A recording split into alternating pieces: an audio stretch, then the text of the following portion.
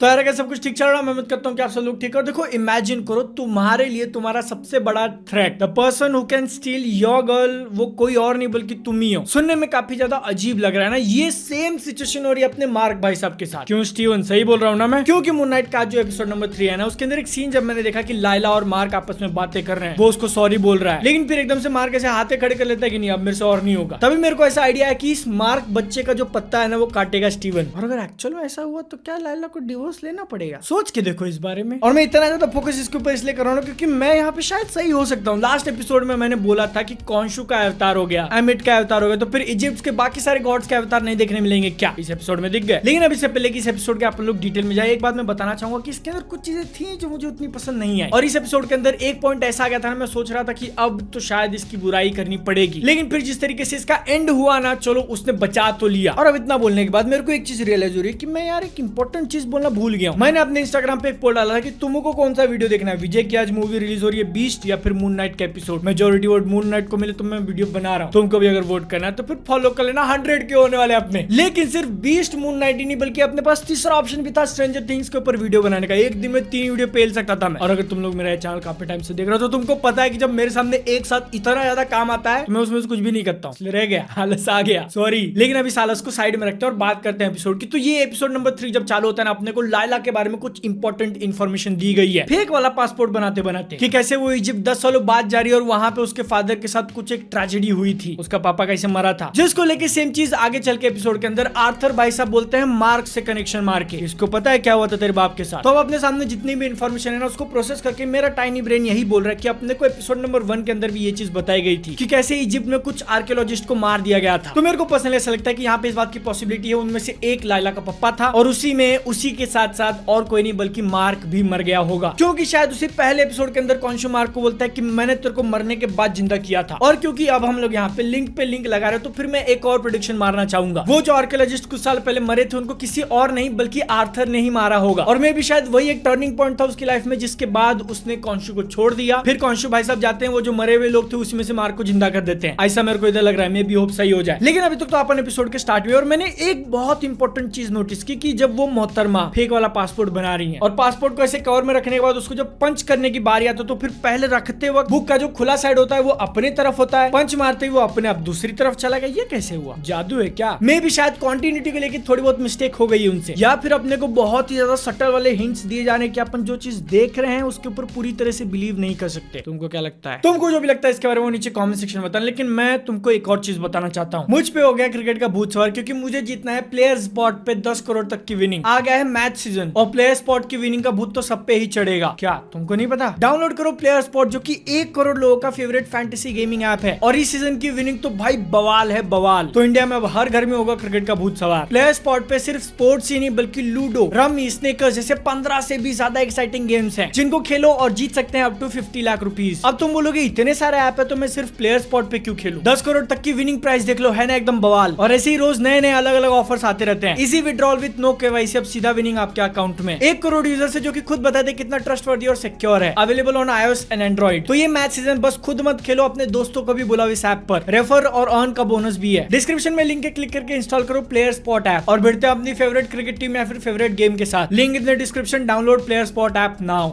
Moon night episode number 3 के अंदर अपने को जो पहला फाइट सीन दिखाते हैं ना, उसके अंदर मार्क स्पेक्टर लड़ रहा है, सामने उसके कुछ लोगों ने चाकू छुरी ले रखी है। मार्क पूछता है आर वी डांसिंग और fighting, and this mother is like नागिन डांस नचना। लेकिन उसी फाइट के अंदर अपने को एक इंपॉर्टेंट चीज पता चलती है कि मार्क जो भाई साहब है ना वो बच्चे को मारना नहीं चाहते, लेकिन क्योंकि बच्चा उनको मार रहा है तो क्या करते, कान के नीचे खींच के रखते हैं। चुप रहे। मतलब सीरीज के अंदर चाइल्ड को ऐसे डेंजर में दिखाना सही और हम वीडियो के अंदर दिखा दे उसके बारे में बात कर दे तो यूट्यूब हमारी ले लेता है। Nice system, I like it. लेकिन वो जो चाकू छुरी वाले फाइट है ना वो इंपॉर्टेंट है क्योंकि उसके अंदर अपने को एक और चीज का सटल हिंट दिया गया है। कहीं मार्क स्पेक्टर के अंदर 3 पर्सनालिटीज तो नहीं है, क्योंकि अब तक अपने को सिर्फ इतना पता है कि मार्क और स्टीवन ये 2 ही लोग हैं। और उसको जिस तरीके से इस एपिसोड के अंदर दिखाया ना वो बिल्कुल पैरेलल होता है उसके पहले एपिसोड से। उसमें अपने को स्टीवन वाला साइड दिखाया गया था कि कैसे मार्क लोगों को मार रहा है और स्टीवन बाद का एक्सपीरियंस कर रहा है। इस एपिसोड के अंदर मार्क भाई सब ब्लैकआउट हो जाते हैं और उनको कुछ याद नहीं कि भाई क्या हुआ है। अब यहाँ पे अगर कोई और शो होता ना तो फिर मैं कंप्लेन जरूर मारता कि यार अपने को एक्शन तो दिखाई नहीं रहे, वो लोग पर्सनालिटी स्विच होने के चक्कर में सब कुछ ही गायब कर दे रहे हैं। लेकिन जिस लेवल का एक्शन अपने को दिखाया गया ना हैं वो देखने के बाद मैं कंप्लेन नहीं मारूंगा, क्योंकि सच बोलूं तो अब तक उसने मुझे बहुत ज्यादा इंप्रेस नहीं किया कि मुझे ऐसा लगे मैं इंपॉर्टेंट चीजें मिस कर रहा हूँ, नहीं। लेकिन मैं ऐसा क्यों बोला था कि मार्क के अंदर में भी तीसरी पर्सनालिटी हो सकती है, जब वो चाकू छुरों से खेलने वाले लोग अपने आप मरे हुए पाए जाते हैं। मार्क स्पेक्टर को नहीं पता कि उनको किसने मारा, और अपने स्टीवन भाई साहब तो लिटरली मार ही नहीं सकते, तो फिर किसने मारा? शायद एक्चुअल में उनके अंदर तीसरी पर्सनालिटी है। लेकिन उस लड़ाई के बाद मार्क स्पेक्टर उस बच्चे को क्लिफ पे पकड़ा रहता है कि तू बता वरना तेरे को छोड़ देगा। बच्चा बोलता है तू क्या छोड़ेगा, मैं तेरे को काट देगा रस्सी। जिससे अपन को ये पता चलता है कि कौन का अवतार बनना, उसके लिए काम करना, इसके अंदर बहुत सारे ग्रे एरियाज आते हैं जहाँ पे नहीं चाहते हुए भी तुम्हारे हाथ से बहुत सारे लोग मर जाते हैं, एंड दैट इज गुड। लेकिन भाई ये क्या शॉट है, मतलब एक्चुअल में तुम लोगों ने इस क्वालिटी का शॉट इतनी बड़ी सीरीज के अंदर दिखाया है। इससे बढ़िया ग्राफिक्स तो आजकल के वीडियो गेम्स के हो जाते हैं अगर हमने RTX ऑन किया तो, जो कि मैंने नहीं किया क्योंकि अपने पास RTX वाला ग्राफिक्स कार्ड नहीं है, गरीब है मैं। लेकिन तुमको पता है इस एपिसोड के अंदर RTX वाला मोड किसने ऑन किया? कॉन्शु ने अपनी, मतलब भाई पावर क्या शो ऑफ मारी है। सबसे पहले तो सूरज को ही कवर कर देता है चांद से, और उसके बाद एपिसोड के एंड में लिटरली सारे के सारे जो प्लैनेट्स है उनकी पोजीशन चेंज करके, मतलब देखो यार कितना ज्यादा पावर उसके बारे में। और ये चीज जब अर्थ के ऊपर हो रही है तो आई वंडर कि डॉक्टर स्ट्रेंज क्या सोच रहा होगा इसके बारे में, या फिर थॉर, क्या उसको पता है कि कॉन्शु जैसा देवता जिंदा है या मर चुका है?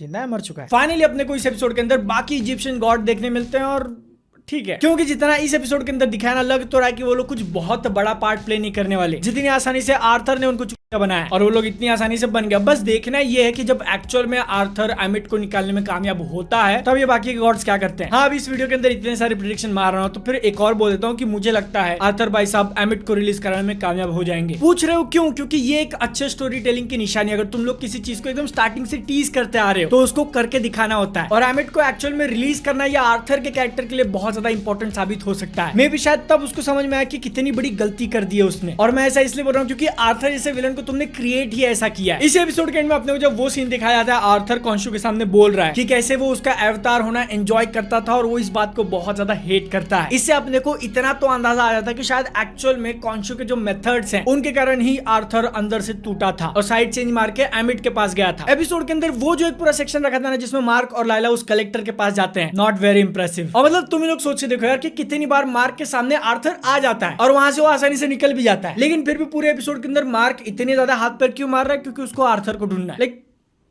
Does this make sense? वो दुनिया भर घूम रहा है क्योंकि उसको आर्थर का लोकेशन पता करना, और आर्थर खुद उसके सामने चल के आ रहा है, वो भी एक नहीं दो बार। इसलिए एपिसोड के अंदर वो कलेक्टर के पास जितना भी एक्शन सीक्वेंस हुआ और उसका जो स्क्रीन प्ले था ना, इट वाज मैच। मतलब कि तुम लोग एक चीज को कंसिडर करो, आर्थर भाई साहब वहां पे आते हैं, कलेक्टर को वो स्कैरब का लालच दिखाते हैं, उसके बाद जाके कलेक्टर के पास वो जो चीज थी उसको जला भी देता है और वहां से निकल भी जाता है। इतने टाइम में वो जो कलेक्टर वाला कैरेक्टर था जो मर भी जाता है, वो क्या करता है? कुछ नहीं। और इट्स नॉट लाइक कि आर्थर के पास गायब होने वाली शक्ति, वो गायब होकर यहाँ से सीधा वहां। और ऐसे तो मार्क कभी अग्री नहीं करता कि भाई स्टीवन आजा तेरे को मैं बॉडी देता हूँ, ले ले। लेकिन उसी फाइट के अंदर जब मार्क लड़ रहा है, स्टीवन एक बार बोलता है भाई मेरे को बॉडी चाहिए, ले ले आजा तू भी थोड़ा मार खा ले। लेकिन उसके बाद एक अच्छी चीज जो कि कॉन्शु ने की ना, जब पूरे तारों का नक्शा बदल के रख दिया, उसके बाद उसको एक स्टैचू के अंदर कैद कर दिया गया। और उस सीन को अगर अपन लोग ध्यान से देखेंगे तो फिर इसका मतलब ये भी होता है कि मार्क और स्टीवन के पास अब कोई भी सुपर पावर्स नहीं है। कॉन्शु गया तो उसकी पावर्स भी गई, मार्क अब हील नहीं कर सकता, मे भी शायद सूट को समन भी ना कर पाए। तो बिना ये सारी पावर्स के वो कैसे आर्थर के खिलाफ लड़ेगा? इसलिए मैंने बोला कि इस एपिसोड के एंड ने इस पूरे एपिसोड को बचा लिया और चीजों को इंटरेस्टिंग बना दिया। आगे चल के कुछ तो बढ़िया होने वाला है। तुम लोगों के क्या थॉट्स है इस एपिसोड के बारे में नीचे कमेंट सेक्शन में बताना। वीडियो पसंद आए तो फिर चैनल को सब्सक्राइब कर लेना। मैं मिलता हूं अगली वीडियो में, तब तक के लिए जय हिंद, वंदे मातरम।